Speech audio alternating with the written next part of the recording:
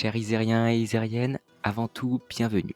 Vous êtes là pour découvrir une grande facette du monde, celle d'une forteresse pourtant encore présente après de nombreuses années d'existence. Nous vous demandons d'éviter de courir dans les couloirs, le parquet est assez ancien. Enfin, merci de ne pas parler trop fort, vous éviterez de réveiller Jonathan à cette même occasion. Nous vous souhaitons une agréable visite avec notre magnifique guide, Xaiko.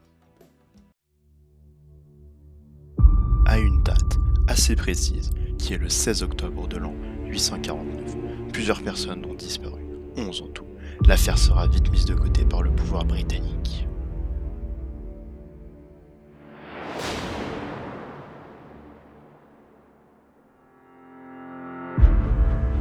Mais, loin de ce territoire, en Asie centrale, vers l'an 907, le royaume de Mongolie se développe à une vitesse fulgurante, de 11 habitants à une trentaine, mais aussi la construction du tout premier village, Filton. Après une discussion pour la construction d'un grand fief pour la reine Flora Morton, les assaillants se ruèrent sur le petit frère de la reine. Il fallait vite une défense, y comprirent qu'ils étaient des cibles.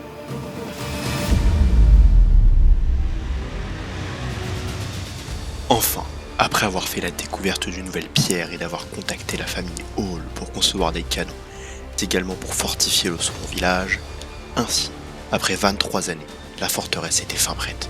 Même si de légers inconvénients ont retardé les travaux. La forteresse trône en Mongolie, mais le 10 janvier 931, la première guerre mongole éclata. Mais grâce à la stratège Flora Morton, la bataille fut simple à gagner.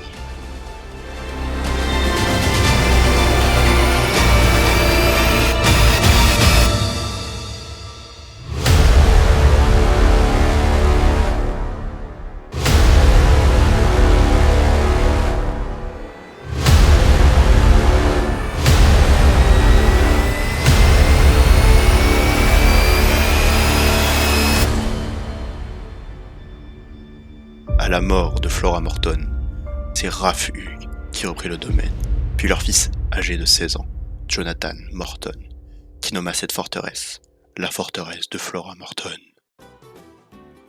Mesdames et messieurs, la visite est déjà finie. Vous avez pu voir le joyau du Black, une forteresse qui trône sur la Mongolie. Un bâtiment hors du commun et qui défie la concurrence. Voilà pourquoi il fait partie des 3 UNESCO du serveur. Vous venez de visiter la forteresse de Flora Morton avec le guide Xaiko. Vous le retrouverez bientôt dans la présentation de l'UNESCO, la Syrie de Dimitri Ier. Nous pouvons remercier les nombreux builders comme King Arthur et Foxtoy, mais aussi à l'audiovisuel composé de Xaiko à la voix principale, au cadrage et au montage, Axone à la voix secondaire et Ninja Pêche au scénario.